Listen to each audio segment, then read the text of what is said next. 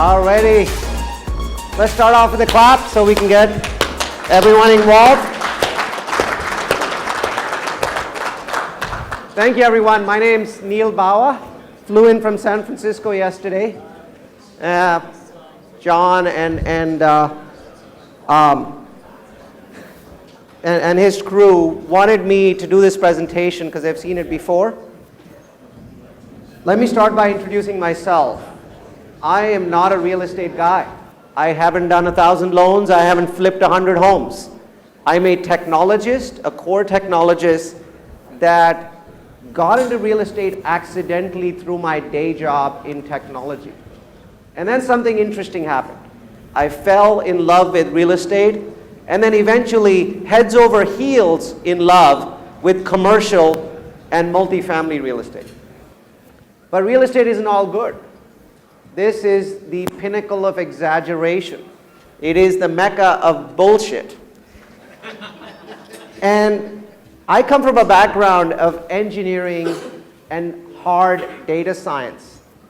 And what I noticed was that in real estate, data was not really used for anything related to analytics. Data was used to gloss over low returns.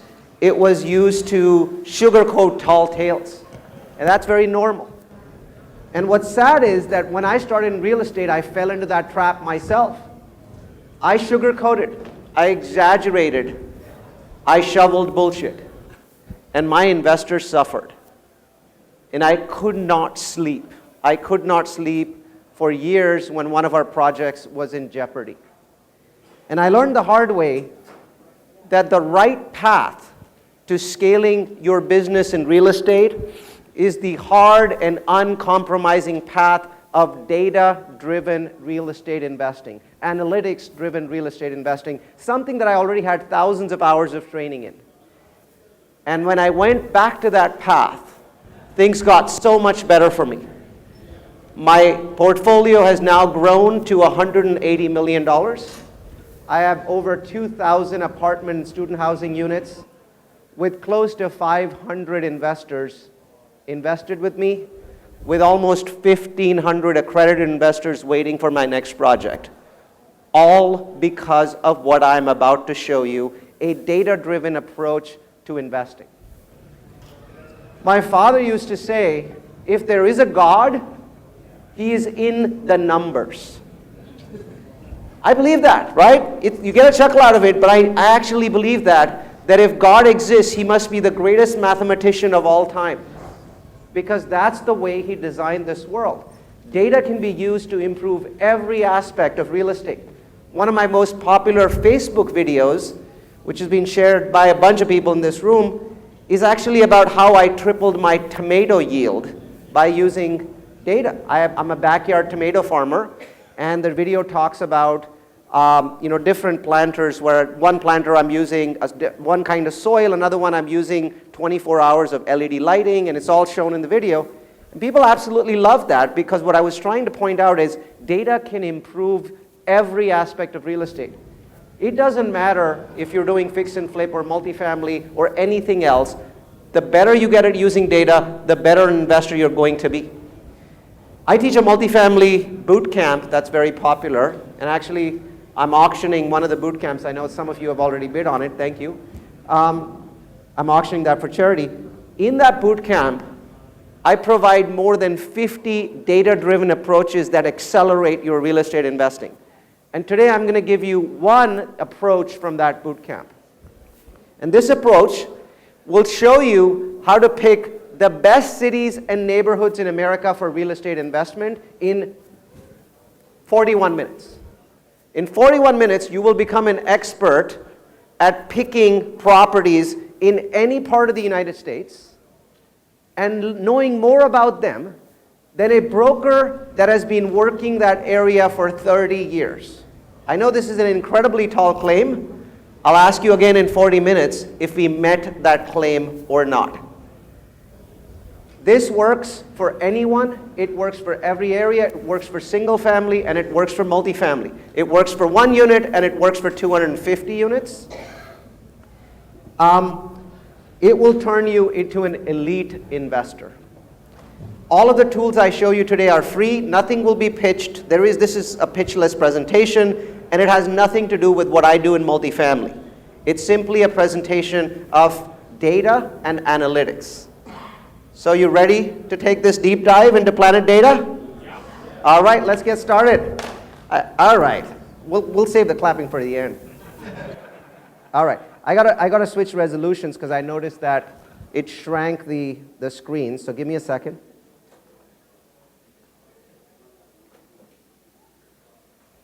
Let me see if I can switch to a 16 by 9 and see how that does.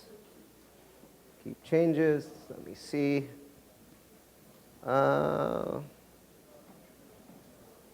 I think it's 3 by 4. Let's try 1440 into 900. See if that works.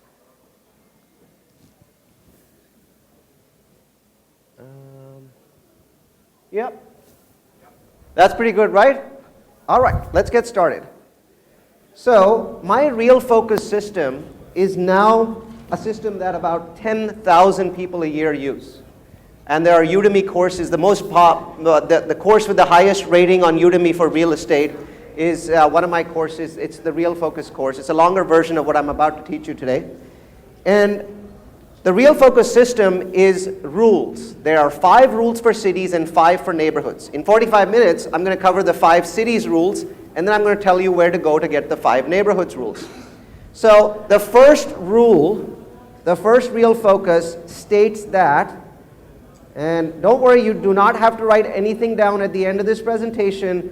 Both this Word file that's up on the screen and this Excel file that makes it incredibly simple for you to do all of this stuff, and even gives you thumbs up, thumbs down for every city and every rule in color. It'll automatically give you a green and a red color in every row. All you have to do is plug the numbers in. This, for cities and for neighborhoods, will be given to you at the end of this presentation. You do not need to write anything down. All right, back to Real Focus 1. If you're looking to invest in a good city, that city must have population growth. That is the first Real Focus. And if the city is between 250,000 people and 1 million in population, which, by the way, is about 90% of the cities in the US that you would probably want to invest in. 250,000 to 1 million, then you want a 20% population growth. 20% population growth. Between what years? The year 2000 and the year 2017. Now you might say, wait a minute, we're in 2019, right? That's a 2-year gap. The answer is, I'm trying to use public data. At the end of this presentation, when I get off from the stage, there's a break after this. You can come to me and I'll give you a website where you can buy data, and then you can get 2018, 2019 data. I would tell you to save your money. Cities take decades to change. Right? So the 2000 to 2017 is going to give you the same data. Now, where do you get it? Oh, super simple. The first Real Focus is on Google. So, and I actually have this up. All I've done is I've searched for population space Columbus, Ohio. This is my example. I'm going to use Columbus, Ohio as my example. I'm also going to use Detroit, Michigan. So that's all you have to do. You simply have to type in whatever city you're looking to invest in, stick the word population before that, hit enter on Google, that map comes up. You see that chart that's up on the screen? Now, here's the 2 numbers on that chart that I want you to look at. The first number is right in front of you, 879,000. That's the latest population in the city of Columbus, right? So that's one of your 2 numbers. What's the other number? Well, if you move the mouse to the left and you go all the way to the year 2000, that's your other number. In Columbus, the population was 714,000 in the year 2000. Now it's 800 and something, right? So all you have to do is take those 2 numbers, plug it into the Excel spreadsheet, which I'm going to give you at the end of this, and get a percentage number. The spreadsheet will return a percentage number. For Columbus, that number is 21%. Right? So Columbus is meeting Real Focus 1, which is, I want my city to be growing at 20%. Because, and why is population growth important? Because population growth drives Real Focus 2. By the way, I did give you rules for cities that are smaller or bigger. They're right there. We're not going to discuss it in this presentation, but if you're investing in a smaller city, it has to grow a bit faster. If it's a jumbo city like Los Angeles, it can grow a little bit slower, or Chicago, it can grow a little bit slower, and that's okay. So I've given you those numbers as well. I've also given you numbers for what happens when you use the real focus system next year, right? What do you do next year? The numbers have to change, right? Now you're comparing 2000 to 2018, so the number has to go up a little bit. Well, that number's also been given to you. All right. Population growth leads to income growth. A Real Focus 2 says that a 20% population growth is going to lead to a 30% income growth. So what you want to do is you want to compare, you want to make sure that the city that you're investing in, its median household income has grown 30%, pretty much over the same time frame. Notice it's slightly different. It's still got 2000, but now it's got 2016, not 17. Why is that? Well, the site that I'm using, which is up on the screen, city-data.com, tends to be a little more than 2 years behind. So in a couple weeks, city data will go to 2017, but right now it's still at 2016. So you go to city-data.com, you plug in the city that you're looking to invest in, right? But by the way, I forgot to compare the population. Here's my other example. This is the sort of city that is problematic to invest in. There are lots and lots of good deals in Detroit, Michigan. Lots of people making money. Unless you are an expert in Detroit, Michigan, or you live there. A lot of people that live there make a lot of money. If you're a remote investor that lives in Chicago, wants to make money in Detroit, it is a poor choice. In the year 1960, Detroit was the third largest city in America. It had 1.6 million people. It now has 673,000 people. You know what's amazing? During that time, and especially recently, we hear this thing about Detroit turning around. Has anybody heard that? Detroit is turning around? All right. There are only two kinds of people that tell you that, right? Brokers in Detroit and people trying to sell you their homes in Detroit. That's it. There's only two groups like that. Because at no point since 1959 has Detroit stopped losing population. Take a look at the graph. At no point has the population stopped declining. Right now, real estate is in the 9th year of a bull run, so all ships are rising, including the Detroit ship. But please go back and look at numbers for Detroit on what happens whenever there's a downside in Detroit. Detroit doesn't dip like everything else. It crashes. It crashes. That's why Real Focus is important, because Real Focus 1 leads to income growth. So this 30% income growth, where do I find this 30% to plug it into this Excel spreadsheet that Neal's going to give me? Well, it's on city data, and I've done it for you already for one city, Columbus. So you go to city-data.com. You can do that on your phones if you like. And then you plug in Columbus, Ohio, or Columbus space OH. And then you scroll down just a little bit. Watch this. I'm scrolling down beyond the pictures to this second set of data. And I'm going to make this bigger so you can see this. Right? So it says estimated median household income in this particular city, Columbus, is right now $49,600. And then it gives you the 2000 number right next to that. So it was $37,897. So it's now $49,000. What does Real Focus 2 say? I want to be in a city where incomes have grown by 30%. Population by 20, incomes by 30. Why? Because population growth drives income growth, right? What's the difference between these two numbers? Roughly 31%. So once again, Columbus squeaks through, even though it's a Midwest city, and it is in a state that has lost population for decades, Ohio, but it's a city that by itself makes sense. So we were at 21% for the first metric for Columbus and 31% for the second metric. And let's see how it does in Real Focus number 3. Real Focus 3 states that if you have a 20% population growth and you have a 30% income growth, home prices are going to go up by at least 40%. They will go up by at least 40%. So look for a 40% or greater growth in home prices, the median house or condo value, between those 2 years. And where are you looking? City data. It's the next line on city data. Take a look. household income, household value. So right there, you see median house or condo value, and you see two numbers there, right? I've got my friend here, he's going to do the calculation for me, right? So, in Columbus, the median house was $99,100 in the year 2000. Today, it's $140,700. What's the difference between those two numbers? 41%. This is why I love doing demonstrations of Columbus, because Columbus represents not an expensive city, not a Sun Belt or Southwest city that's doing enormously well in Texas or Florida, but it is a Rust Belt city in a state that has suffered. The point being, it is possible to get really powerful cities to invest in states that are doing really poorly. Columbus's home price growth has gone up by 41%. Do you know how much it's gone up in the Sun Belt? Phoenix, over 100%. Orlando, over 100%.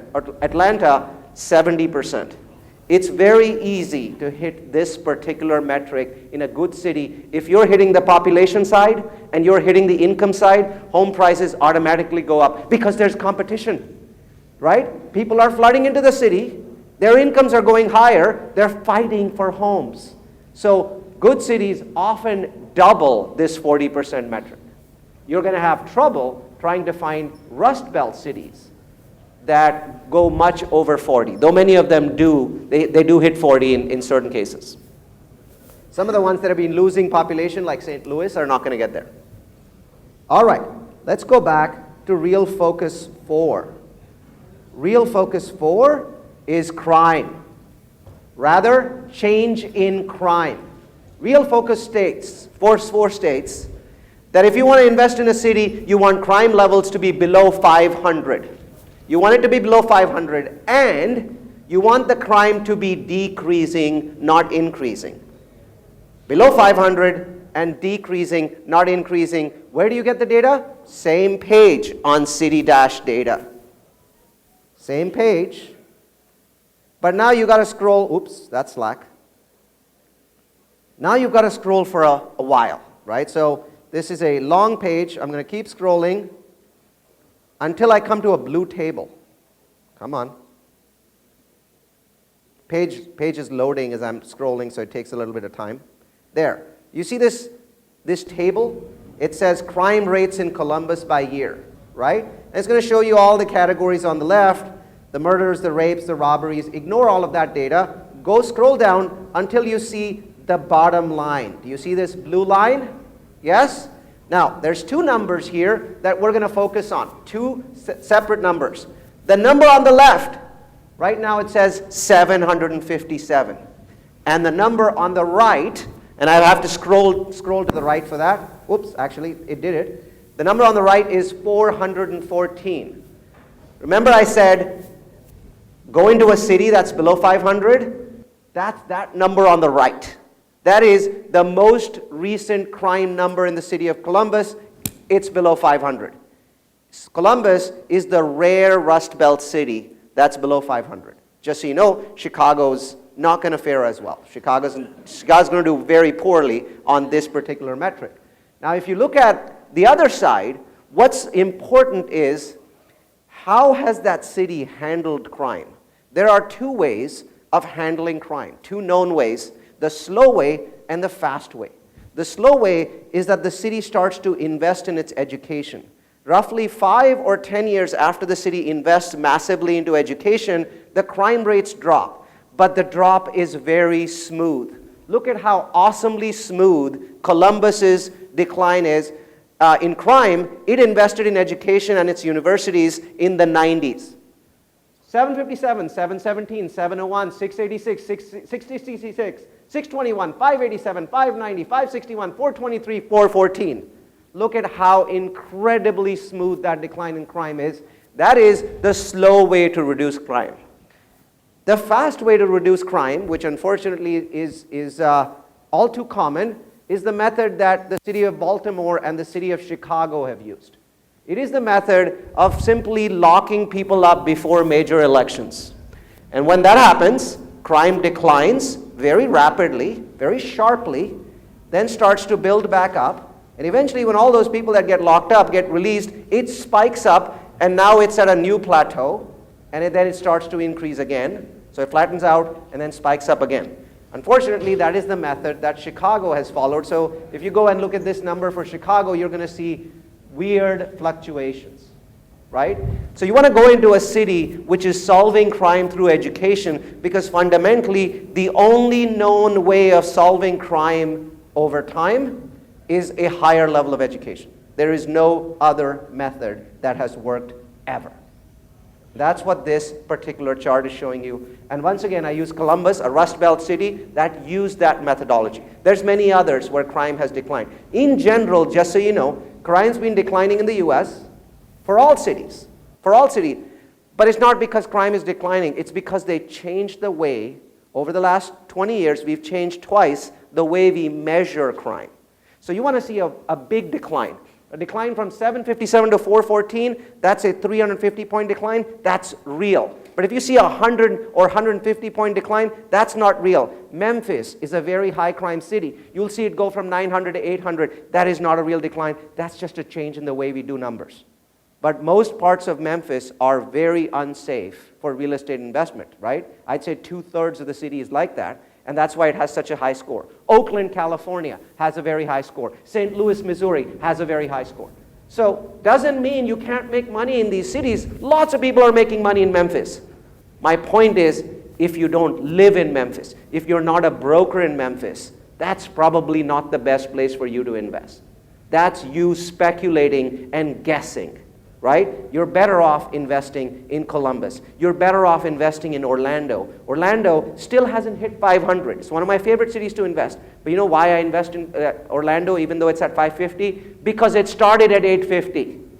That number on the left was 850, and the decline is just as smooth as it is for Columbus.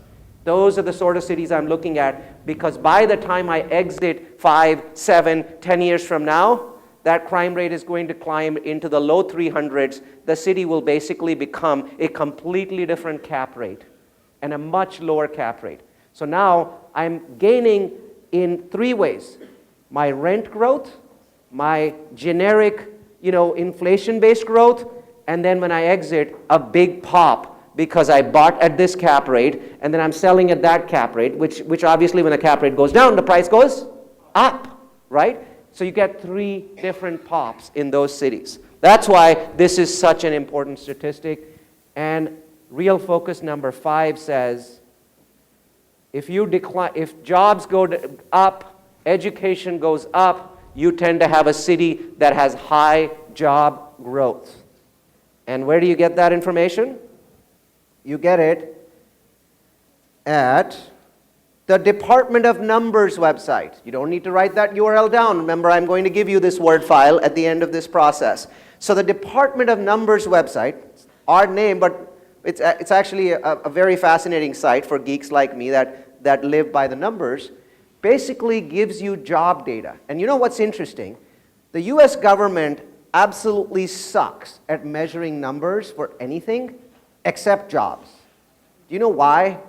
Job data is always extremely current. Taxes, right? That's number 1. And the second one is Social Security checks. People can't wait 2 years for Social Security checks. They can't wait 10 years for a census. They need that money now. So if every month you're going to calculate Social Security checks, you know exactly how many jobs there are in the country. So this data, I think, is from about 2 months ago. So usually they publish it 2 months ago, but actually the government gets it 1 month. So this is April 2019 job data. Now the first thing I want to tell you about this particular statistic is it is unreliable if you look at it once. Why? Amazon could put in a warehouse and get 1,000 people in April. Another company could lay off 600 people in a different city, and now that city goes negative in job growth. Doesn't mean it's a bad city. That was just 1 month and 1 employer. It happens all the time. So here's what one of my virtual assistants does. I have this army of full-time VAs. I have 12 of them. And one of them goes to this website on the 1st of every month and just simply copies the entire set, all the way from the top, all the way to the bottom. There's hundreds of cities in the list, right? But before they copy it, watch what they do. They sort by the most important column, and that is the one-year job percentage change, okay? The one-year job percentage change obviously is giving me 12 months of data. Still can have problems, which is why I still look at 3 months of data. So I just copy-paste the whole thing, I stick it in Excel, I put in April 2019. Then next month I'm going to put in a May tab, then a June tab. So if you're looking for cities to pick, do this 3 times, and make sure that the city that you're picking is at the top of the list. Not right now, these are the worst cities in America to invest in. Once you sort one more time so that, basically the best cities are at the top, make sure that the city is in the top 20% of the list every month. Not once, but 3 times. Will it be in the same position? No, that never happens. You'd never get one city being at the very top of this list 3 consecutive months. There's too many cities, right? But if it's in the top 20% every month, that city is doing well. Here's another benefit of having that Excel spreadsheet, right? I'm going to tell you what number is good for jobs in that final column. Then that number is 2.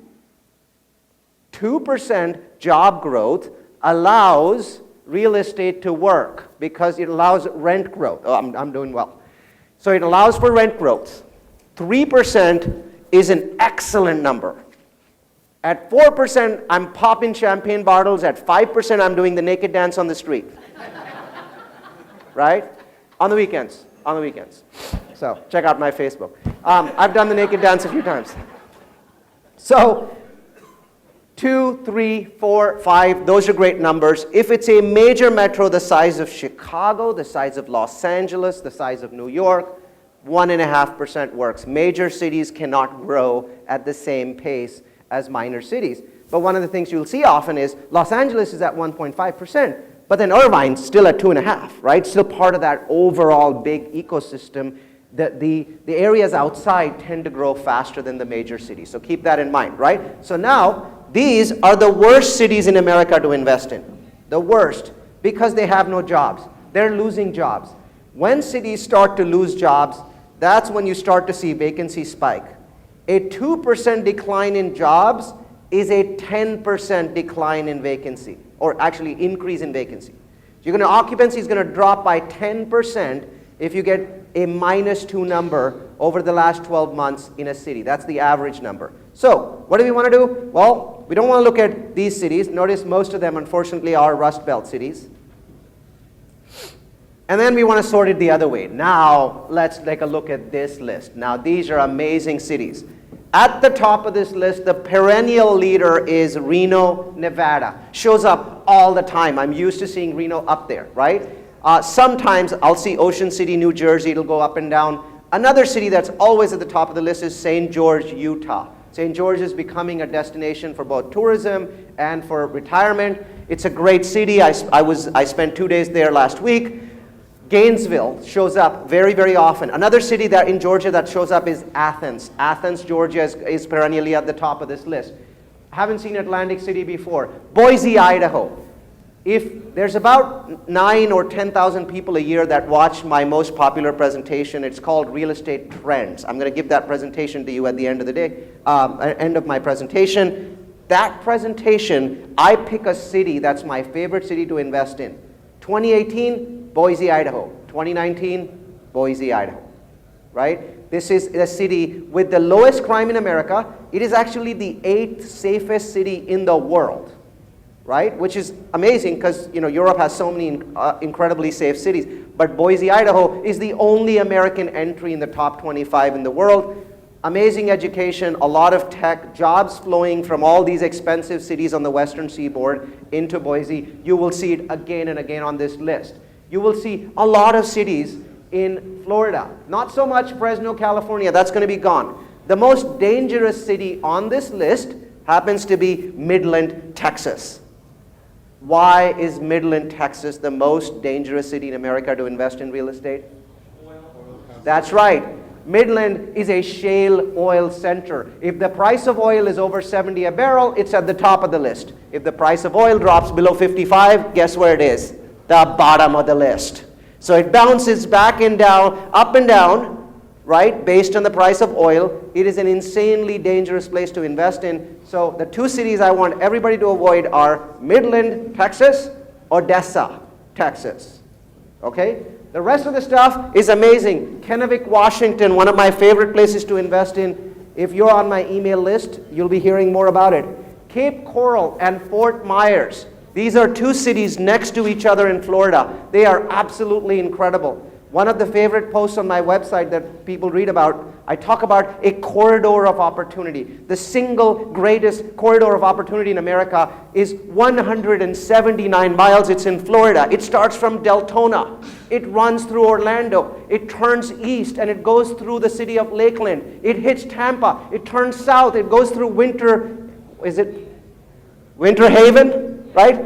And then Bradenton. And then hits Sarasota, and then turns south and hits Cape Coral and Fort Myers where it ends. The corridor of opportunity is insane.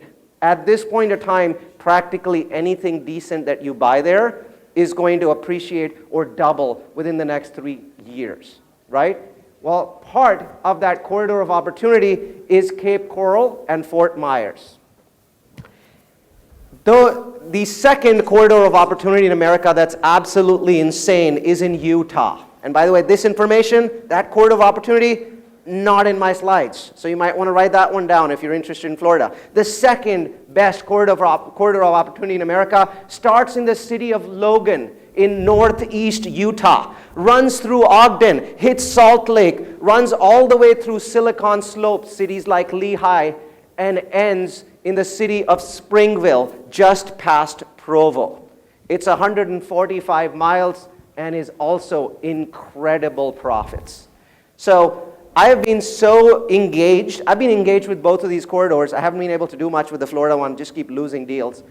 But on the Provo one, there was no land. There was no land. Do you know why there's no land in Provo? The Mormons have a church which is the richest private entity in America. Mormons give 10% of every dollar they make to the church. And guess what the church does with that money? It buys all the land. So there's no land left there. What's the only way to get a land? Have a Mormon friend. Right? And what's my guarantee? What's my guarantee that prices will always go up?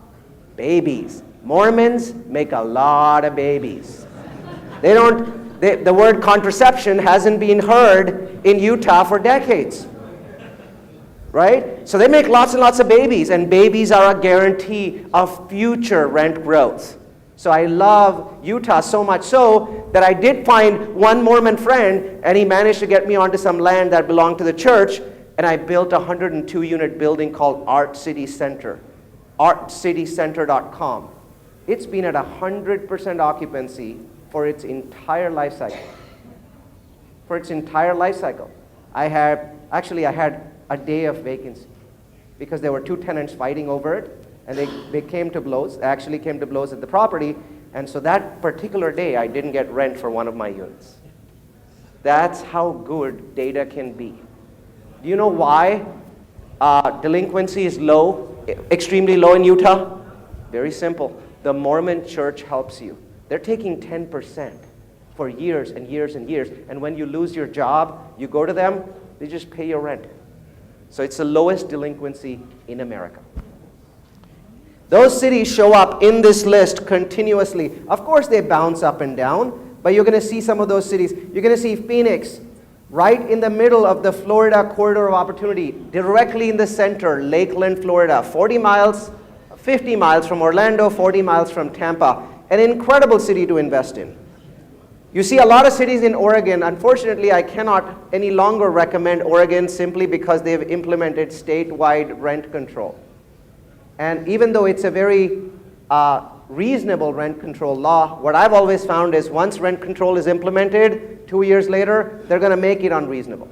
So we can no longer recommend Oregon. Dallas, Texas shows up very often. Two cities show up in South Carolina, Charleston and Myrtle Beach. The entire area between Charleston and Myrtle Beach, which is about 2 hours long, has many decades of growth in front of it. So that's a very good place to invest in. Logan, Utah, right there. So you'll see a lot of these usual suspects. Olympia, Washington, benefiting from the amazing growth of Seattle. It's about 60 minutes driving time away. That's a city that shows up. More than 5 minutes? Yeah. Okay. All right.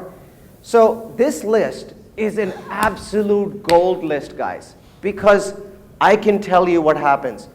3% on this list means overbidding on everything that you're flipping.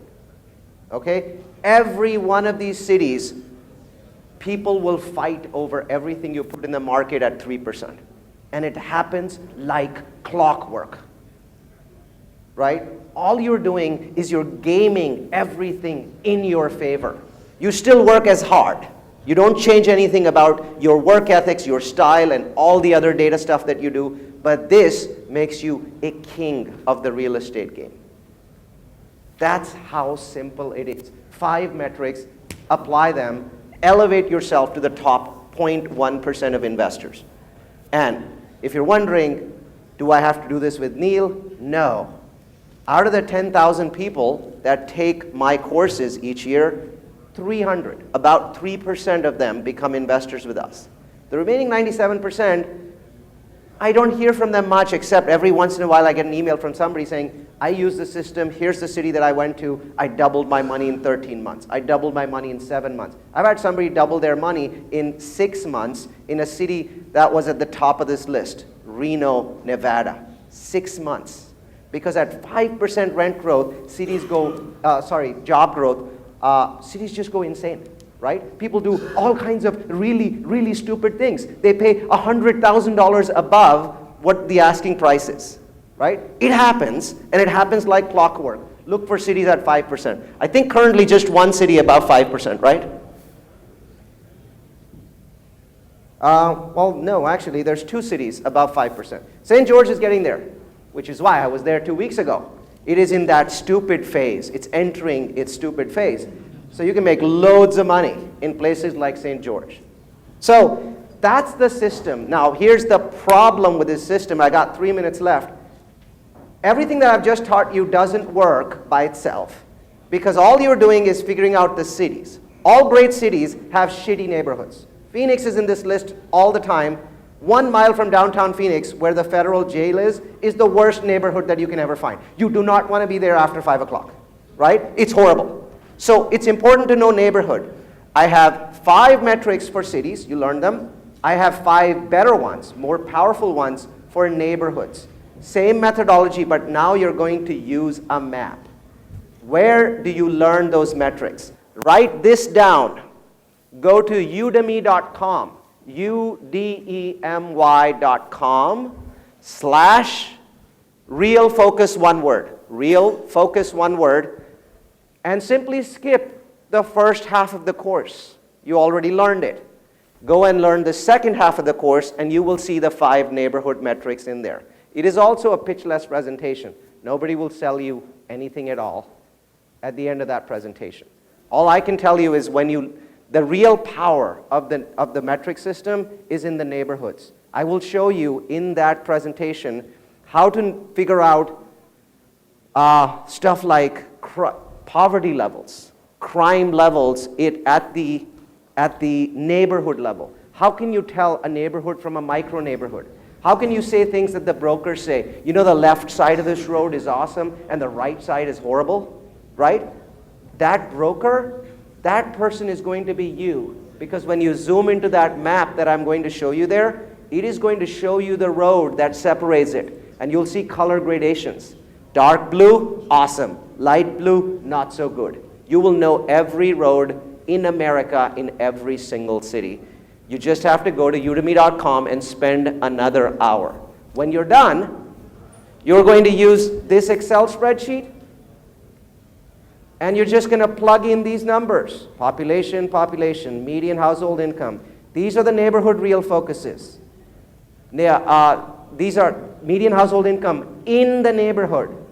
Median contract rent in the neighborhood. Unemployment in the neighborhood. Poverty level in the neighborhood. And ethnic mix. Ethnic mix is extremely important. You want to go into neighborhoods that basically every ethnicity likes. So what you want is a blended neighborhood. What you don't want is all white, all black, all Chinese, because the problem is you need 3 times as many leads to fill the same number of units, in a neighborhood where only one ethnicity likes it, right? So your marketing is not efficient, so it takes you 2 or 3 times as longer to rent your units. So you want a blended neighborhood, so much quicker to rent, right? So ethnic mix is also a very powerful methodology. And all 5 of those together, all you have to do is take the numbers, plug it in here, and you can see all of these are green, right? So this particular neighborhood obviously is a good neighborhood because you don't see any red up on the screen. So the last thing is, where do you get the Excel spreadsheet and the Word doc, right? I'm done. Take out your phones so I can give those to you.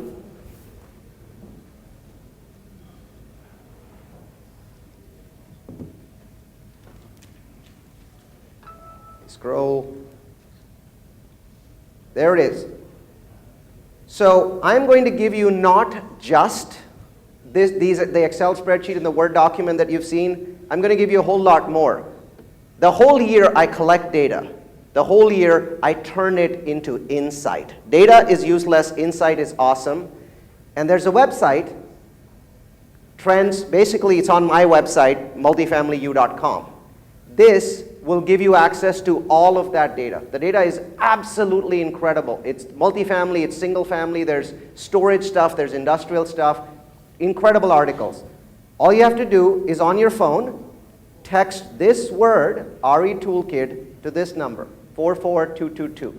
So first you type in the number, 44222, and then you type in the word RE Toolkit. If you have an iPhone, the Too Clever phone, it will try to put a space between the RE and Toolkit. Go back and basically move the space, because otherwise you're going to get an error message. Can be uppercase, can be lowercase. Make sure there's no space between the RE and Toolkit. You will get an acknowledgement on my office, which is closed today, it's Sunday. On Monday, we'll send you all of the information that we've shown you. It will be given to you. You never need to come back to me, but if you'd ever like to, I'm at multifamilyu.com, where we do 100 free webinars a year for over 30,000 people. Multifamilyu.com is not just for multifamily, started off that way, but now it's everything multifamily and everything real estate, 100 deep dive webinars. They're all like this in lots of different realms. So check out multifamilyu.com. Anybody that wants to talk with me, Neal, Neal, at multifamilyu.com. I thank you for your time.